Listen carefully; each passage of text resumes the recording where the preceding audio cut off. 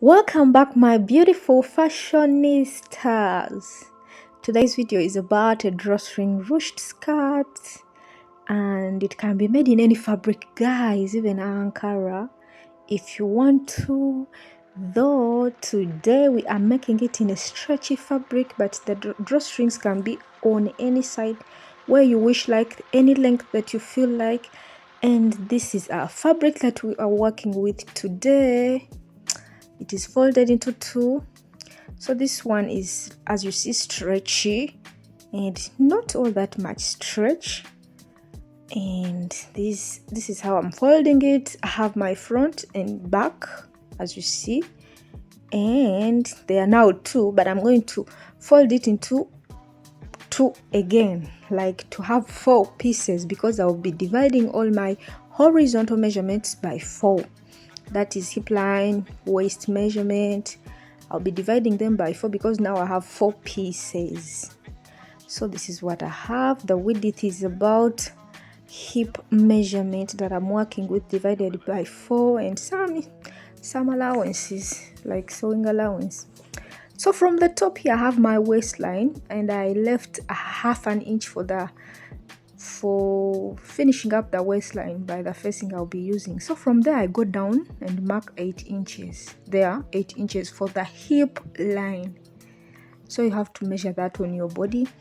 And the length I'm working with of the skirt is 20 inches. But you can add about 5 inches, 10 inches, 4 inches, whatever you want, according to the length that you wish. So in this case I added 10 inches because it's a stretchy fabric and I don't want it too short, and I want, when the drawstrings are pulled up, the skirt won't be very short again. So now coming back at the waistline, as you see, I've divided the waist measurement by 4 inches. Whatever I get, I add half an inch as the sewing allowance and I mark it down, since this skirt is not all that very stretchy. So again, I divide the hip measurement by 4. Whatever I get, that's what I mark down at the hip line. And then I just connect simply those 2 points by curve like this. So guys, if your fabric is not stretchy, add the sewing allowance. But my front and back are just equally the same because the fabric I'm working with is stretchy. And if you're using Ankara, add zipper allowance in any case, as you will be sewing. So guys, at the hemline, if you want, you can increase it by 3 or 2 or 5 inches and make an A-line. When you draw the strings, guys, it can look so beautiful if you've used A-line formatting. Though here we are using just a straight line, don't make it pencil at the hemline, because when you pull it up, it will be so small for your hips to fit in, because when you pull from the hemline going up, it has reduced, since you know what I mean. So guys, now these are my 2 pieces, front and back, equally similar.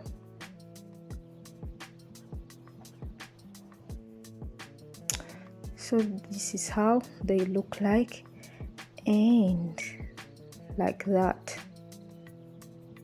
So now I'm going to choose one as my front, whatever I feel like. This is what I've chosen, and I have to determine the placement of that drawstring.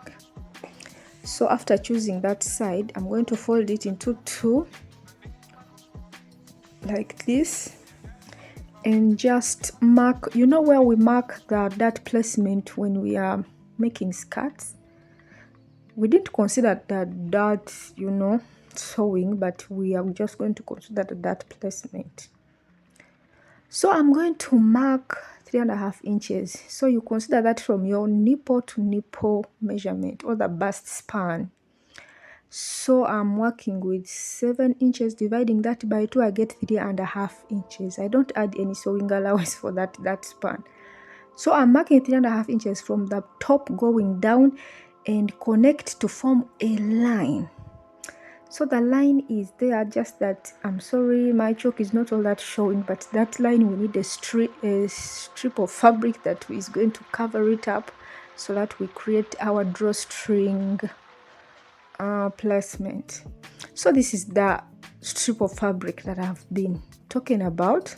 It is 3 inches in width and the length is just as the skirt length minus about 1 inch. So where we marked our line, where the dart placement is, I'm going to put my strip of fabric along that line like that. So, and I'm going to run a straight stitch in the middle, and after that stitch I'll make other 2 stitches on either side to fold in the allowance at this fabric, just to close it up very neatly. So there will be three straight stitches. And after that, guys, I have my drawstring fabrics. They are here, 1.5 inches in width, and the length is really beyond the skirt length, and on fold it will be about 3/4 of an inch. I'll join them together, sew by 1/4 inch, then flip them onto the right side, both of them, and that is what I'll be passing through that fabric that we will create, or the casing that we will create. So guys, that is it. And for the finishing of at the waistline, we need facings, guys. We need 2, one for the back and the other for the front.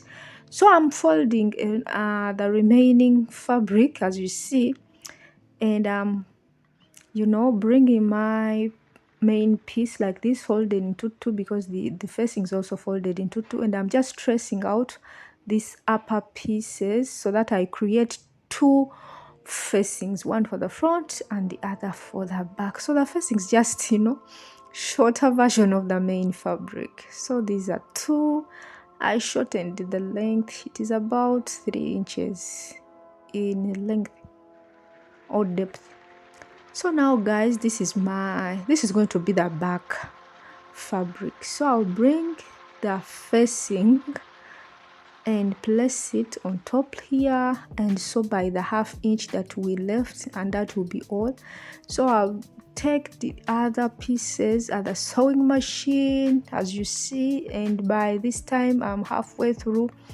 I started with the middle stitch line along the line we created as the dart placement, then finishing up now the sides, or neatening up this size. So in this case we are creating 2 passways for the drawstrings. Remember, we have 2 drawstrings, but in some cases you can even use 1, but a very long one that comes through the first and the second casing that we created. So guys, at this time I've finished sewing the back, as I told you, and now I can flip my facing into the inside where it is supposed to be.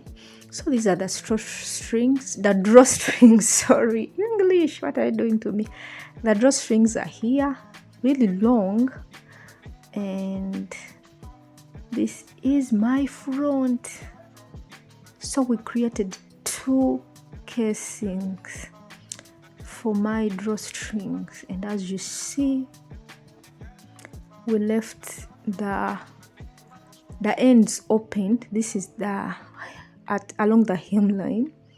So my fabric stopped about 1/2 inch